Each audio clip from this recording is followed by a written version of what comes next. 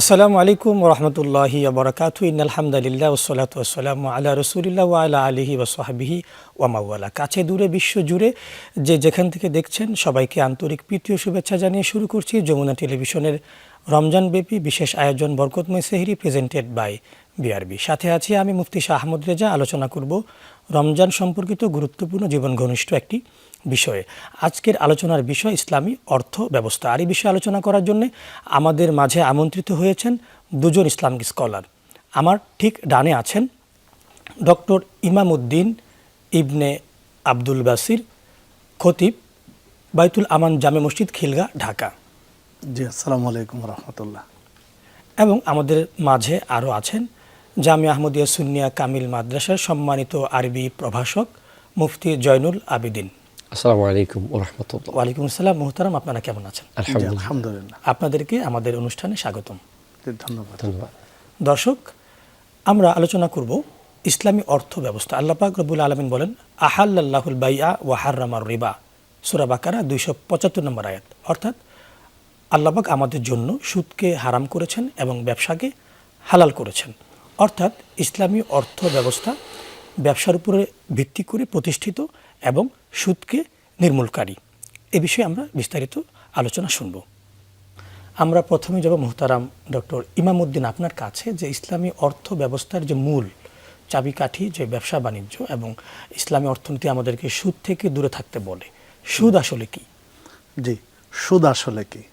ইসলামী অর্থ ব্যবস্থার ক্ষেত্রে সবচেয়ে বড় বাধা, অন্তরায় হচ্ছে সুদ। তো সুদ কি? সুদের সংজ্ঞায় যদি আমরা দেখি তো সহিহ বুখারীতে একটি আলোচনা রয়েছে। রাসূলুল্লাহ সাল্লাল্লাহু আলাইহি ওয়াসাল্লাম বেলাল রাদিয়াল্লাহু আনহুর কাছে একদিন গিয়েছিলেন। তো বেলাল রাদিয়াল্লাহু আনহু কিছু খেজুর খেতে দিলেন। যে খেজুরটার নাম বলা হচ্ছে বার্নি কিংবা বার্মি, যেটা মদিনার খেজুর নয়, এটা বাহিরের রাষ্ট্রের খেজুর। তো রাসূলুল্লাহ সাল্লাল্লাহু আলাইহি ওয়াসাল্লাম বেলাল রাদিয়াল্লাহু আনহুকে বললেন যে এই খেজুর তো মদিনার নয়, এই খেজুর কোথায় পেলে? তো বললেন যে আসলে মদিনার খেজুর তো তুলনামূলকভাবে মানের দিক দিয়ে কম এই খেজুরের তুলনায়। তো এটা বাহিরের রাষ্ট্রের খেজুর, আমি মদিনার খেজুর বিক্রি করতে গিয়েছিলাম, 2 সা মদিনার খেজুর দিয়ে 1 সা এই খেজুরটা নিয়েছি আপনার আপ্যায়নের জন্য। তখন আল্লাহ রাসূল সাল্লাল্লাহু আলাইহি ওয়াসাল্লাম বললেন, আওয়াহ আইনুর রেবা, আওয়াহ আইনুর রেবা, 2 বার বললেন যে সর্বনাশ, এটা তো চাক্ষুষ সুদ, এটা স্পষ্ট সুদ। কেন? যে একই জিনিস, আল্লাহ রাসূল সাল্লাল্লাহু আলাইহি ওয়াসাল্লাম বললেন যে একই জিনিস যদি বিনিময় করো তাহলে সমান সমান হতে হবে। মিসলান বে মিসলিন আও ইয়াদান বে ইয়াদিন, হাতে হাতে এবং সমান সমান, তাহলে ঠিক আছে। যদি কম বেশি করে তাহলে এটা হবে সুদ। মানে সমজাতীয় দ্রব্যে কম বেশি করা হচ্ছে সুদ। এটা সহিহ বুখারীতে। ঠিক সহিহ মুসলিমে একটা হাদিস রয়েছে, তাবিউ দিনারা বিদ্দিনারাইন ওয়ালা দিরহামা বিদ্দিরহামাইন। আল্লাহ রাসূল সাল্লাল্লাহু আলাইহি ওয়াসাল্লাম বলেছেন যে তোমরা লা তাবিউ দিনার, 2 দিনার দিয়ে 1 দিনার বা 2 দিরহাম দিয়ে 1 দিরহাম, এইটা ব্যবসা করবে না, এটা হারাম। যে হাদিস সহিহ মুসলিমের মধ্যে রয়েছে। মানে দিনার দিরহাম যখন একই জাতীয় হবে তখন সমান সমান হতে হবে। যদি কম বেশি হয় এটাই সুদ। তো কম বেশিটাই সুদ ইসলামে, এবং এটা কঠিনভাবে ইসলামে নিষেধ করা হয়েছে। যদি আমরা কোরআন মাজিদের আয়াতগুলো দেখি তাহলে প্রায় 7টি, আরেকটি হিসাব করলে 8টি আয়াত থেকে তো সুদকে নাকচ করা হয়েছে। তার মধ্যে সূরা বাকারাতেই রয়েছে 5টি আয়াত। সূরা বাকারার 275, 278, 79, 80, এরপরে সূরা আলে ইমরানের 130, সূরা রুমের 39, এই আয়াতগুলোতে সুদকে নাকচ করা হয়েছে। প্রায় হাদিসে যদি আমরা দেখি তাহলে প্রায় 40-এর অধিক হাদিস রয়েছে যেগুলো সুদকে একেবারে স্পষ্টভাবে নাকচ করা হয়েছে। তার মধ্যে সবচেয়ে প্রসিদ্ধ আয়াত যেটি, আহাল্লাল্লাহুল বাইআ ওয়া হাররামার রিবা, আল্লাহ ব্যবসা হালাল করেছেন, সুদ হারাম করেছেন। তো সুদ, সমজাতীয় জিনিসে কম বেশি লেনদেন করাটাই সুদ। ওই সাহাবীকে বেলাল রাদিয়াল্লাহু আনহুকে শিখিয়েছিলেন, যদি তুমি এই মদিনার খেজুরের সাথে বিদেশি এই উন্নত মানের খেজুর বিনিময় করতে চাও তাহলে সমান সমান করবে। যদি সে নিতে না চায় তাহলে তুমি এটা মদিনার খেজুর বিক্রি করতে, এটা বিক্রি করে তুমি যে দিনার দিরহাম পেতে, এটা দিয়ে তুমি এই বিদেশি খেজুরটা কিনে নিতে। আমরা দেখি আমাদের মধ্যে অনেক জায়গায় আছে যে পুরান টাকা দিয়ে নতুন টাকা নেওয়ার একটি প্রচলন ঈদের আগে শুরু হয়। তখন দেখা যায় পুরান টাকা কম দিয়ে নতুন টাকা বেশি, কম পরিমাণ নেওয়া হচ্ছে, পুরান টাকা বেশি দেওয়া হচ্ছে। এটা কি সুদ হবে? অবশ্যই, এটা ইসলামে হারাম। পুরনো টাকা যদি হয় তাহলে সমান সমানই হতে হবে। অন্য জিনিসের সাথে যদি বিনিময় হয়, টাকা অন্য দ্রব্যের সাথে, তাহলে সমস্যা নেই। কিন্তু টাকা দিয়ে যদি টাকা কম বেশি হয় তখন এটা কিন্তু সুদের একটা মধ্যে টাকা তো হচ্ছে মানে নতুন, একটা পুরাতন, তারপরেও কি সুদ হবে? জি, তারপরেও সুদ হবে, এটা হারাম হবে।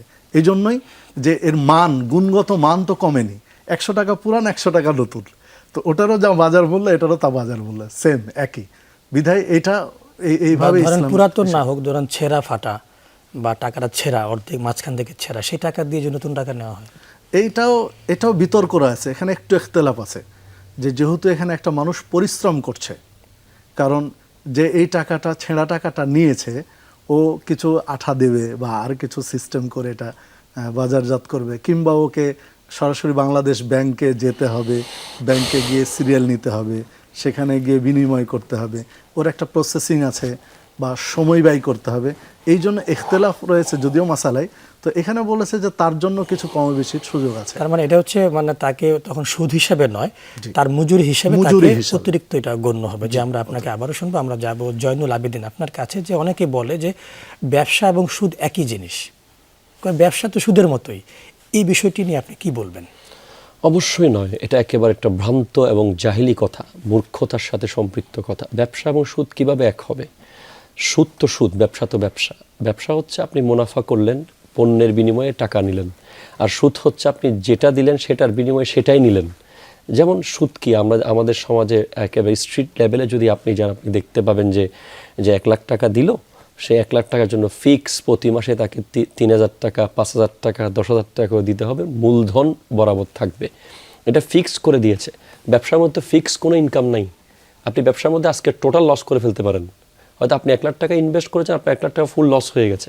আবার আপনি 1 লাখের বিনিময়ে 50,000 টাকা লাভ করতে পারেন।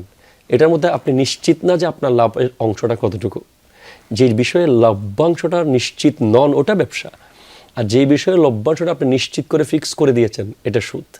তো এই যে ব্যাপারগুলো, এগুলো বুঝতে হবে। মানে সুদের মধ্যে কোনো লস হবে না, লস হবে না, যে 1010 টাকা আপনাকে দিতেই হবে। মানে ব্যবসার মধ্যে তো 10 টাকা থাকবে না, ব্যবসার মধ্যে লস হতে পারে, লাভ হতে পারে। এমনকি টাকা দিতে না পারলে ঘরবাড়ি, ওই পরিমাণ মানুষের ঘরবাড়ি নিয়ে যাওয়া হয়, তার সম্পদ নিয়ে যাওয়া হয়। এমনকি যে ব্যক্তি সুদের সাথে সম্পৃক্ত হয়, তার সর্বশেষ পরিণতি হচ্ছে নিঃস্ব হয়ে যাওয়া।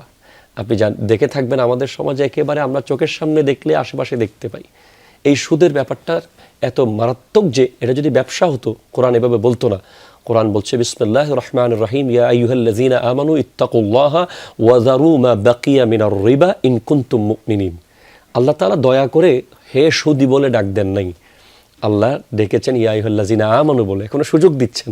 আল্লাহ বলছেন হে ঈমানদার, তুমি সুদের টাকা ছেড়ে দাও যদি তুমি মুমিন থাকতে চাও। তার মানে সুদ খেলে সে মুমিন থাকবে না। যদি তুমি মুমিন হও, তুমি সুদের টাকা ছেড়ে দাও। তার মানে যদি তুমি সুদ খাও, তুমি মুমিন নও, আসলে মুমিন নও তুমি। এবং এরপরে বলছেন ফাইন লাম তাফআলু ফাযানু বিহারবিম মিনাল্লাহি ওয়া রাসূলি, যদি তুমি সুদের টাকা ছেড়ে না দাও, তুমি যদি ফার্দার এটা করতে থাকো, তুমি আল্লাহ এবং রাসূলের সাথে যুদ্ধে অবতীর্ণ হবে। আচ্ছা, একটা মানুষের সাথে যদি আল্লাহ এবং রাসূল যুদ্ধ করে, সে কি টিকতে পারবে? আপনার কি মনে হয় কত দুঃসাহস হলে এই সুদের সাথে সম্পৃক্ত থাকে মানুষ? এবং ওয়াইন তুবতুম, যদি তওবা করো, তাহলে তোমার মূলধন থাকবে। এখানে মূলধন বলতে মূলধন টাকাও হতে পারে, মূলধন তার শরীরের দামি দামি অর্গান হতে পারে। যারা সুদের সাথে সম্পৃক্ত আপনি দেখতে পাবেন তাদের জীবনে এমন এমন দুর্বিষহ কষ্ট আছে যারা বাইরের মানুষ জানে না। তারা সুখী নয়। একজন ব্যবসায়ী সুখী, যে হালাল ব্যবসা করে সে সুখী, তার মধ্যে শান্তিও আছে, সুখও আছে। তার মানে হচ্ছে যারা সুদ নেন বা সুদ গ্রহণ করেন, উভয়ই কিন্তু অপরাধী। এটা কিন্তু সমাজকে ব্যালেন্স নষ্ট করে। শুধু নেওয়ার দেওয়া অপরাধ না, যে লিখে সেও অপরাধী, যে সাক্ষী থাকে সেও অপরাধী। যে আমরা এই ব্যাপারে আরো শুনবো বিস্তারিত। আমরা যাব ডক্টর ইমামউদ্দিন আপনার কাছে। যে আপনি বলছিলেন যে সমজাতীয় দ্রব্যে কম বেশি করা সুদ, আমরা সেই বিষয়টি আরো শুনবো বিস্তারিত আপনার কাছে। সমজাতীয় দ্রব্যে কম বেশিটা সুদ। সহিহ মুসলিমের আরেকটি হাদিসে আল্লাহ রাসূল সাল্লাল্লাহু আলাইহি ওয়াসাল্লাম কয়েকটা জিনিসের নাম ধরে ধরে বলেছেন।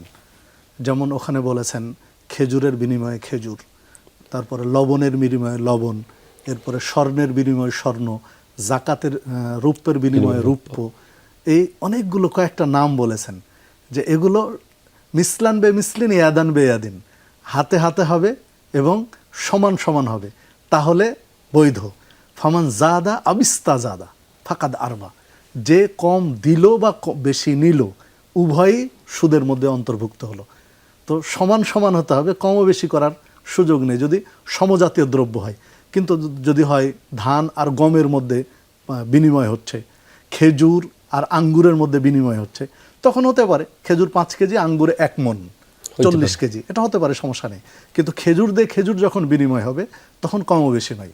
5 কেজি খেজুর দিয়ে 5 কেজি, টাকার সাথে খেজুরের লেনদেন কমও বেশি হতে পারে, সমস্যা নেই। তো এই কমও বেশি সমজাতীয় দ্রব্যে যখন হবে তখন এটা সুদের অন্তর্ভুক্ত হবে। এই জিনিসটা আমাদের মাথায় রাখতে হবে। এটা আমরা অনেকেই বুঝি না বা অনেকে বুঝতে চায় না যে একই জিনিস তো, চাল দিয়ে চালের বিনিময় করছে, একটু কমে বেশি হলে অসুবিধা কি? যে না, একই জাতীয় তো এটা। হ্যাঁ, তাহলে আমার একটু চাল নিম্নমানের, একটু ভালো চাল আমি নিতে চাচ্ছি, তাহলে চাল দিয়ে চাল বিনিময় নয়, আপনি চাল বিক্রি করে দেন বা একটা দাম ধরে নেন। এখানে চমৎকার আরেকটা বিষয় রয়েছে। উমর রাদিয়াল্লাহু আনহু একজন সাহাবীকে পাঠিয়েছিলেন একটা যুদ্ধে। তো যারা স্বর্ণের বার, মানে যেটা কাঁচা স্বর্ণ বলতে পারে আমরা, স্বর্ণের বার লেনদেন করছিলেন স্বর্ণ মুদ্রার সাথে, দিনারের সাথে। তো স্বাভাবিকভাবেই স্বর্ণের বার যারা দিচ্ছিলেন, কাঁচা স্বর্ণ দিচ্ছিলেন, তারা একটু বেশি নিচ্ছিলেন, মুদ্রা কম দিচ্ছিলেন। তখন ওই সাহাবী স্পষ্টই করলেন যে ওবাদ ইবনে সমেত রাদিয়াল্লাহু আনহু ছিলেন। ওবাদ ইবনে সমেত বললেন যে না, এটা তোমরা কেন করছো? কারণ আল্লাহ রাসূল সাল্লাল্লাহু আলাইহি ওয়াসাল্লাম বলেছেন যে আয-যাহাবু বিয-যাহাবি, স্বর্ণ দিয়ে যদি স্বর্ণ লেনদেন হয় তাহলে মিসলান বেমিসলিন, মিসলান বেমিসলিন, এটা হতে হবে সমান সমান। তো ওটাও স্বর্ণ, এটাও স্বর্ণ। তো ওখানে আর একজন সাহাবী এটা বললেন যে না, কেন, এটা তো মুদ্রা, ওটা হলো কাঁচা সোনা, আর ওটা তো কাঁচা স্বর্ণ, এটা প্রসেসিং করা হয়েছে, আর ওটা তো কাঁচা স্বর্ণ। তখন উনি বললেন, ওবাদ ইবনে সমেত বলছেন, কেন, ওটা কি বলো তো? হচ্ছে স্বর্ণ। এটা কি? তো এটাও স্বর্ণ। তো মাঝখানে প্রসেসিংয়ের জন্য তুমি কম বেশি করবে, এটা হতে পারো না। এটা স্বর্ণ দিয়ে যে স্বর্ণ হয় তাহলে সমান সমান, না হলে তুমি এটা মূল্য ধরো, এটা বিক্রি করো, দিয়ে এবার লেনদেন করো, ওটা বিক্রি করে দাও দাম ধরে, দিয়ে ওই তুমি মানে এটাকে বিনিময়টা করতে হবে অন্য কোনো জিনিসের সাথে, অন্য কোনো সমজাতীয় একই জিনিসের মধ্যে করলে হবে না। একই জাতীয় করলে সমান সমান করতে হবে, কম বেশি নয়, না হলে এটা সুদের মধ্যে পড়বে। কারণ তারাই তো আমাদের জন্য আদর্শ, তাদের কাছ থেকে আমাদেরকে দিন শিখতে হবে। যে আমরা আপনাকে পুনরায় আবার শুনবো, আমরা যাবো মুফতি জয়নুল আবেদিন আপনার কাছে, যে যারা সুদ গ্রহণ করে তাদের শাস্তি কি? ইন্না লিল্লাহি ওয়া ইন্না ইলাইহি রাজিউন। সুদের শাস্তি অনেক ভয়ঙ্কর। রাসূল সাল্লাল্লাহু আলাইহি ওয়াসাল্লাম ইরশাদ করতে লাগলেন, ইয়াউমা ইউবআসু কুল্লু আবদিন আলা মা মাতা আলাইহি, যে যেভাবে মারা যাবে কবর থেকে সে সেভাবে উঠবে। যারা সুদখোর, যারা সুদ খায়, তারা কবর থেকে উঠবে, তাদের মাথা থাকবে নিচের দিকে, পা থাকবে উপরের দিকে। আপনি হাসরের মাঠে যখন সুদখোরদেরকে চেনার সহজ উপায় হবে যে তারা কবর থেকে উঠবে, তাদের মাথা থাকবে নিচের দিকে, পা থাকবে উপরের দিকে। এবং আপনি দেখতে পাবেন যারা সুদখোর, তাদের পেট থাকবে অনেক বড় এবং সেটা স্বচ্ছ গ্লাস থাকবে, তার পেটটা মনে হবে একটা স্বচ্ছ আয়নার মতো, ভিতরে হাজার হাজার যে সাপ বিচ্ছু দেখা যাবে যারা সুদের সাথে সম্পৃক্ত। এবং তারা যখন পুলসিরাত পার হবে, তাদের প্রথমে পা কেটে যাবে, হাত দিয়ে পার হবে, হাত কেটে যাবে, পরে পেটের উপর ভর করে তারা যেতে থাকবে, পেট কেটে পড়ে যাবে। এটা এত ভয়াবহ শাস্তি আছে একের পর এক, এগুলো কোনো সীমা নেই। প্রথমত সে মরার সাথে সাথে ফামা ওয়াহু জাহান্নাম, উনি দেখতে পাবেন যে উনি কবরে, ওনার কবরটা জাহান্নামের খুফরাতুম মিন খুফরিন নিরান হয়ে আছে, জাহান্নামের একটা গর্ত হয়ে আছে ওনার কবর, উনি নিজে দেখতে পাবেন। এবং এর আগে আরও শাস্তি আছে, মৃত্যু তার কেমন হবে আপনি যদি দেখেন। এই যে সুদের সাথে সম্পৃক্ত যারা এই হারাম খাবারকে এই জীবন কাটিয়েছে, শরীরের অঙ্গগুলোকে হারাম রিজিকের মাধ্যমে গোশতগুলোকে তৈরি করেছে, তাদের রূহ কবজ হবে যেন মনে হবে যে কাটার, ভয়ঙ্কর লোহার কাটার, তুলার ভিতর থেকে লোহার কাটা বের করা হচ্ছে। তাদের রূহ কবজ হবে, জাহান্নামের ফেরেশতা তাদের সামনে আসবে, তাদের কালো কাপড়ে তাদের রুহটা নেওয়া হবে, তাদের সেই রুহ আসমানের দিকে যাবে না, আসমানের গেট বন্ধ থাকবে। আর যারা হালাল খায় তাদের রুহ তো আসমান, 7 আসমান পার করে আল্লাহর কুদরতের সামনে চলে যাবে। আমরা বুঝতে পারলাম যে যারা সুদ গ্রহণ করে তাদের তো ভয়াবহ শাস্তি, এবং যারা সুদ দেয় তাদেরও শাস্তি আছে। আমরা শুনবো বিরতির পর।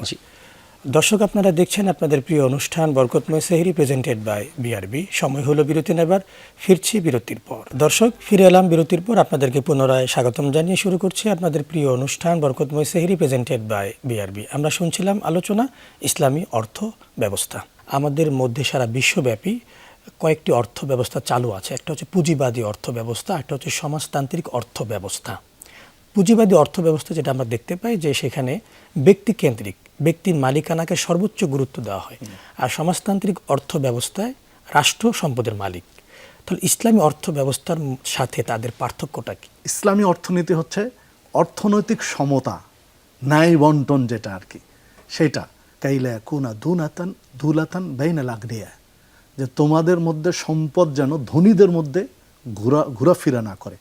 পুঁজিবাদী অর্থনীতিতে সম্পদ স্রেফ ধনীদের মধ্যেই আবর্তন করে, ধনী ধনী হয়, গরিব আরও গরিব হয়, যেটা সুদী অর্থনীতিতে ধনী হচ্ছে, গরিব কিন্তু গরিবই থেকে যাচ্ছে। মানে সেখানে যে গরিবের প্রতি কোনো শরীরপূর্ণ আচরণ করা হচ্ছে কোনো না, সহমর্মিতা নেই, গরিবের প্রতি কোনো সমবেদনা নেই।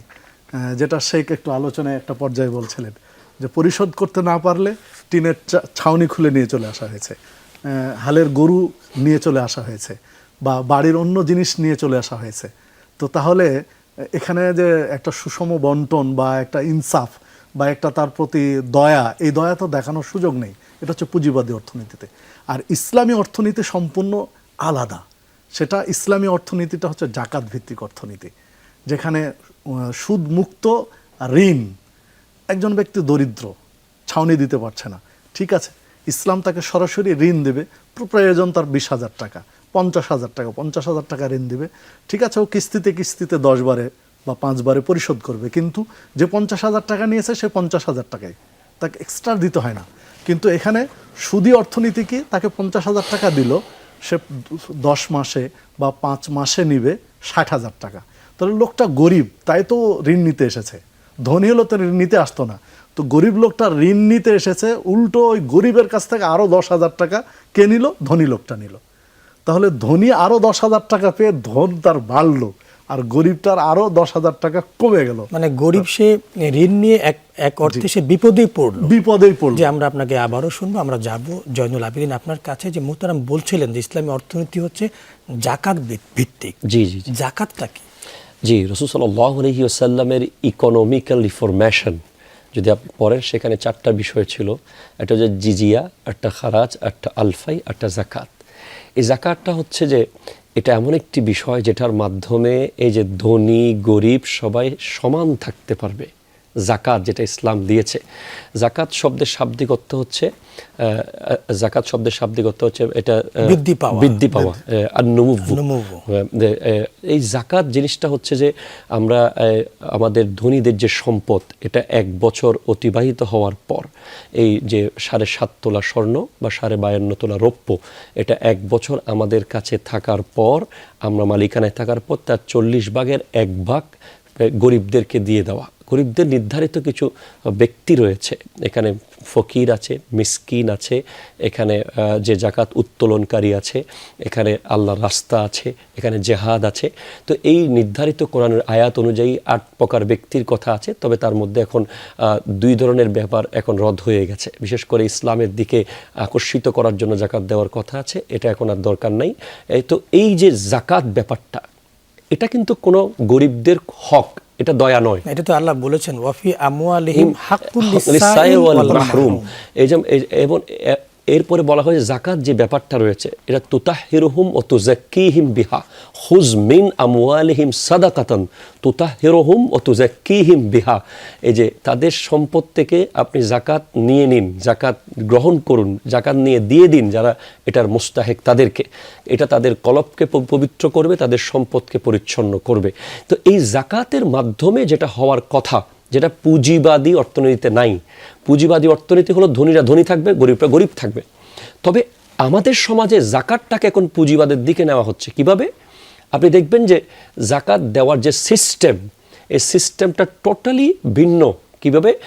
আপনি জাকাত দিবেন যে একজন মানুষকে আগামী বছর জাকাত দেওয়ার উপযুক্ত করে দেবেন একেবারে। এখন আমরা কি করি, সারা বছর জাকাত দিই, ঠিক কীরকম 10 টাকা 10 টাকা, 100 টাকা 100 টাকা 100 জনকে দেই, সে 100 টাকা নিয়ে সে আজীবন 100 টাকার মানুষই রয়ে গেল।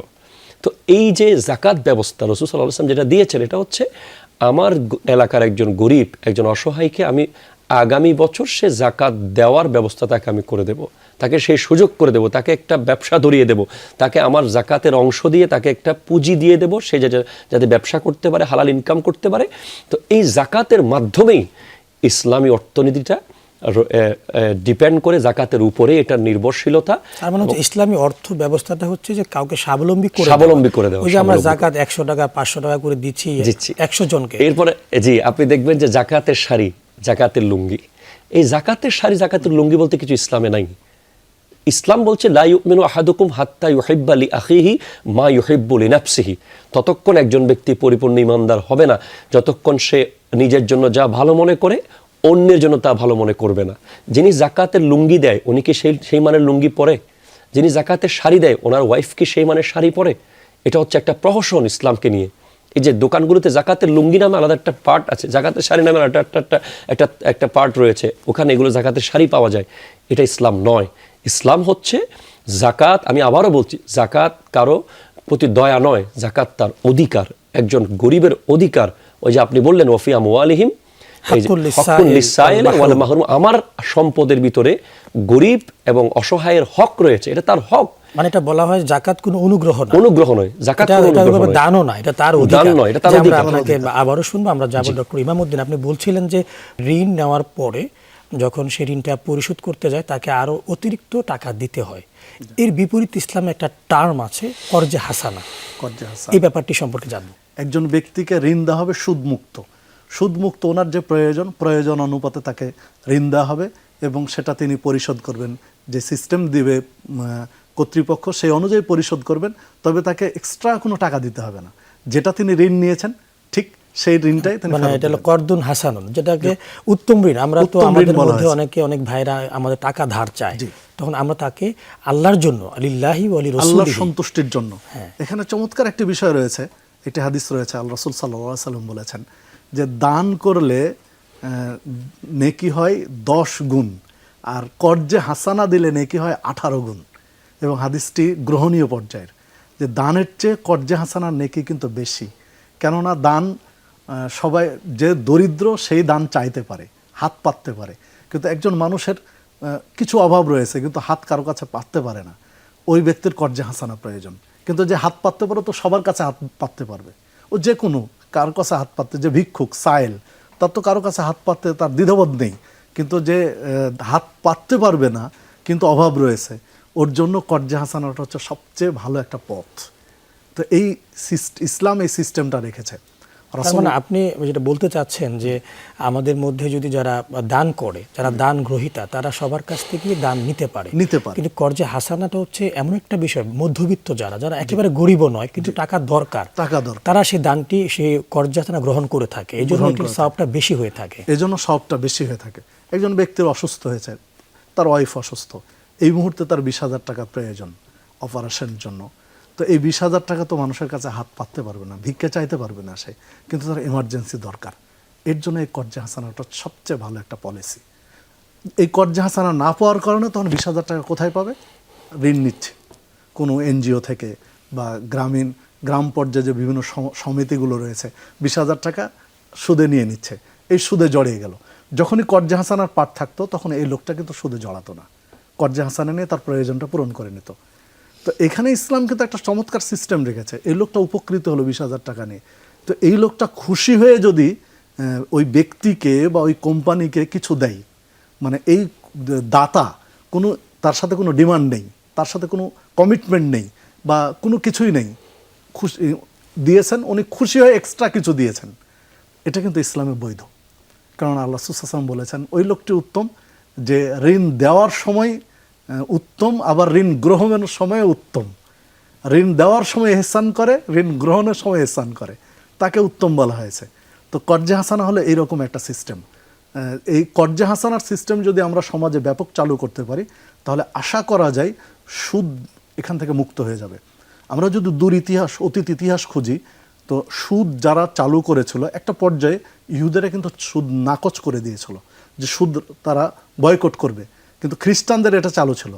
এটা কিছুদিন রাখার পরে আবার বাধ্য হয়েছে, কারণ তাদের কর্জে হাসানার সিস্টেম ছিল না। কিন্তু সমাজের মানুষ তো প্রয়োজন তো আছেই, অভাবী মানুষ তো নিতে হবে। তখন শুধুমাত্র সুদী প্রথাটাই চালু ছিল, সুদী প্রথাটাই চালু ছিল। আপনাকে আবারও, আমাদের সময় হয়েছে বিরতি নেবার। দর্শক, ফিরে এলাম বিরতির পর। আপনাদেরকে আবারও স্বাগতম জানিয়ে শুরু করছি আপনাদের প্রিয় অনুষ্ঠান বরকতময় সেহরি, প্রেজেন্টেড বাই বিআরবি। আমরা শুনছিলাম গুরুত্বপূর্ণ আলোচনা, ইসলামী অর্থ ব্যবস্থা। অনেকে মনে করে যে জাকাত দিলে আমার সম্পদ কমে যাবে এবং দিতে চায় না। এটা তো জাকাত শব্দের অর্থের ভিতরে আছে। আর জাকাতু মানা জাকাত হচ্ছে আল উলুব্বু আর নমুব্বু আর জিয়াদাতু, বৃদ্ধি পাওয়া। তো বৃদ্ধিটা কিভাবে এই যে হয়? আমরা তো ধরেন বৃদ্ধিটা- 40 ভাগের 1 ভাগ দিচ্ছি জি। বা শতকরা আমরা 2.5% জাকাত দিচ্ছি। 1 জি। লক্ষ টাকায় 2,500 টাকা 2,500 দিয়ে টাকা দিচ্ছি। দিচ্ছি। আমি দেখতে পাচ্ছি জাকাত টাকা কমে যাচ্ছে। 1 লাখ টাকায় 2,500 টাকা তো আমার মাইনাস হলো, তো বাড়লো কিভাবে? না, এটাই তো বারাকা। ইসলামের সৌন্দর্য তো এই জায়গায় যে আপনি যখন আল্লাহর রাস্তায় দিলেন, একটা কথা আছে দানে আনে, এই যে এই 2,500 টাকা কিন্তু চলে যায় নাই, সে গিয়ে আরো 2.5 কোটি টাকা নিয়ে আসছে। মানে বারাকা হয়। বারাকা হবে, 100% বারাকা হবে। আপনি দেখবেন জাকাত যারা দেয় আর যারা দেন তাদের মধ্যে পার্থক্য আপনি সমাজে যদি খুঁজে বের করেন আপনি পাবেন। যারা জাকাত দিয়ে দিল দেখবেন তারা বড় বড় বিপদ থেকে বেঁচে যাচ্ছে। আর যে ব্যক্তি জাকাত দেয় নাই, বিভিন্ন অজুহাত দিয়েছে, হুজুর আমার তো এদিকে এমন ঋণ আছে, ওদিকে ওই সমস্যা আছে, ব্যবসা এমন হয়েছে বলে বিভিন্ন ফতোয়া খুঁজতে যায়, দেখবেন যে আপনি তার হঠাৎ হার্টে ব্লক হয়ে গেছে, তার একটা বড় বিপদ এসে গেছে, সে যা বাঁচিয়েছে তার 10 গুণ চলে গেছে। যে বারাকাটা তো চোখে দেখা যায় না। এই যে শায়েখ যে বলছিলেন একটু আগে যে জাকাত ব্যাপারটার সাথে করজে হাসানার কি সম্পর্ক, এই যে একজন ব্যক্তি যখন করজে হাসানা নেবেন, উনি এটা দিবেন কিভাবে, ওই কর্জা ফেরত দিবেন কিভাবে? উনি তো দুর্বল ছিলেন বলে কর্জা হাসানা নিয়েছেন, যে ফেরত দেওয়ার জন্যই জাকাত। সে আরেকজন থেকে যখন জাকাতটা পেল, সে তাকে কর্জা হাসানা ফেরত দিতে পারলো। আর আমাদের সমাজে কর্জে হাসানার প্রচলনটা উঠে যাওয়ার আরেকটা কারণ হচ্ছে ঠিক টাইমে ফেরত না দেওয়া। আপনি দেখবেন যে কাউকে আপনি ভালোবেসে সোয়াবের নিয়তে কর্জ দিয়েছেন ঠিক, কিন্তু ওই ব্যক্তি কর্জ নেওয়ার পরে সে আপনি হাঁটতেছেন বসুন্ধরা দিয়ে, সে হাঁটবে হাতিরঝিল দিয়ে, যাতে আপনি তার চোখের সামনে না পড়েন, বছরকে বছর ঘোরাবে। এমনকি কর্জদাতা হয়ে যাবে অসহায়, আর যে কর্জ নিল সে হয়ে যাবে বস। তাকে ফোন দিলেই সে ফোন তো ধরেই না, বরং বড় বড় কথা বলে, তোমার টাকা নিয়ে চলে যাবো নাকি, তোমার টাকা খেয়ে ফেলবো নাকি।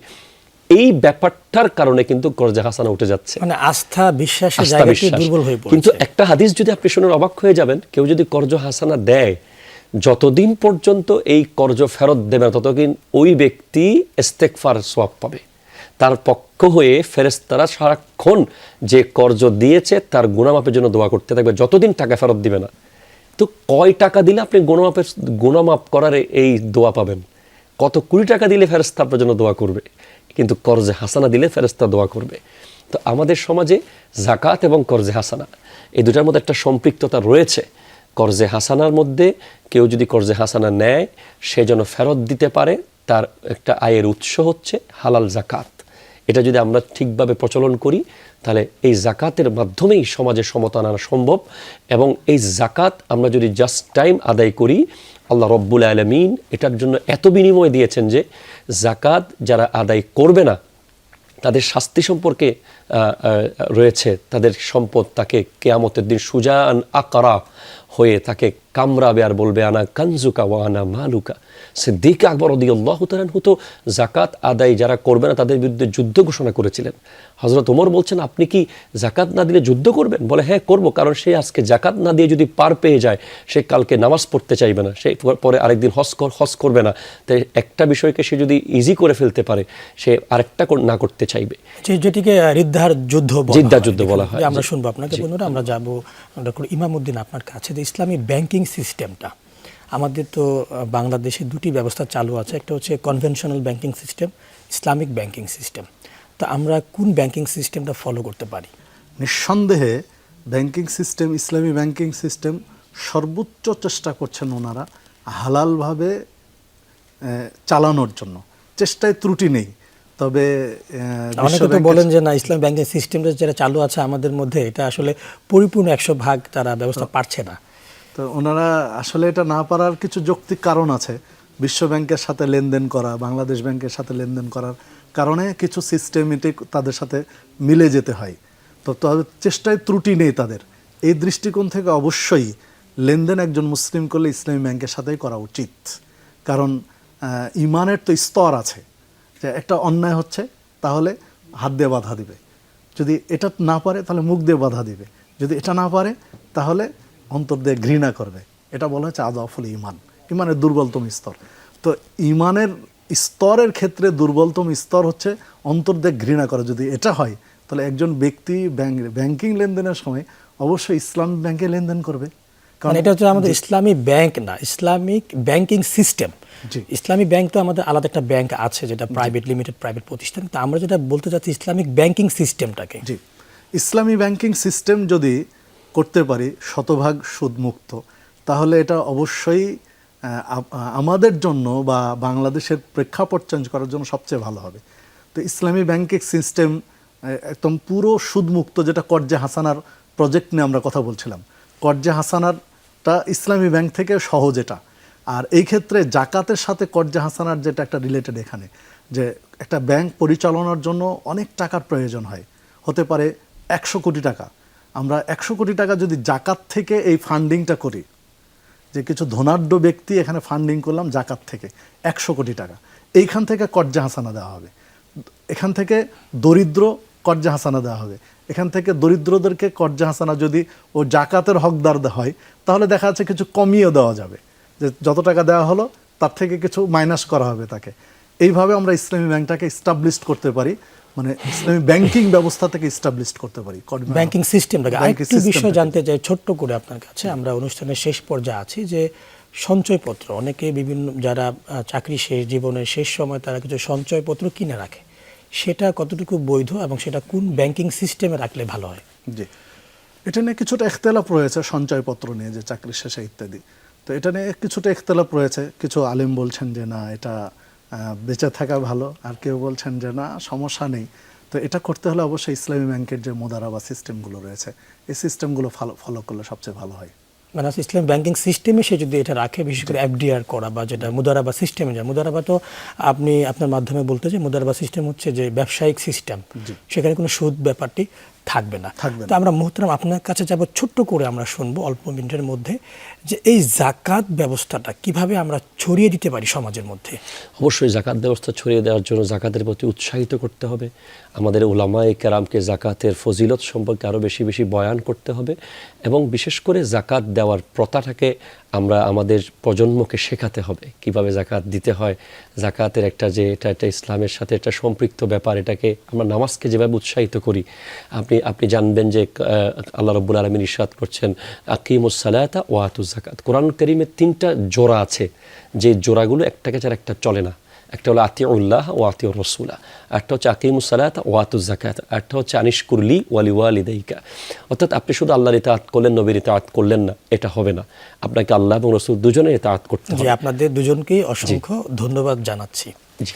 দর্শক, আমরা অনুষ্ঠানের একেবারে শেষ পর্যায়ে চলে এসেছি। আপনারা এতক্ষণ ধরে দেখছিলেন আপনাদের প্রিয় অনুষ্ঠান বরকতময় সেহরি, প্রেজেন্টেড বাই বিআরবি। আগামী পর্ব একই সময় দেখার আমন্ত্রণ জানিয়ে আজকের মতো এখানে শেষ করছি। আসসালামু আলাইকুম ওয়া রাহমাতুল্লাহি ওয়া বারাকাতুহু। ওয়া আলাইকুম আসসালাম ওয়া রাহমাতুল্লাহ।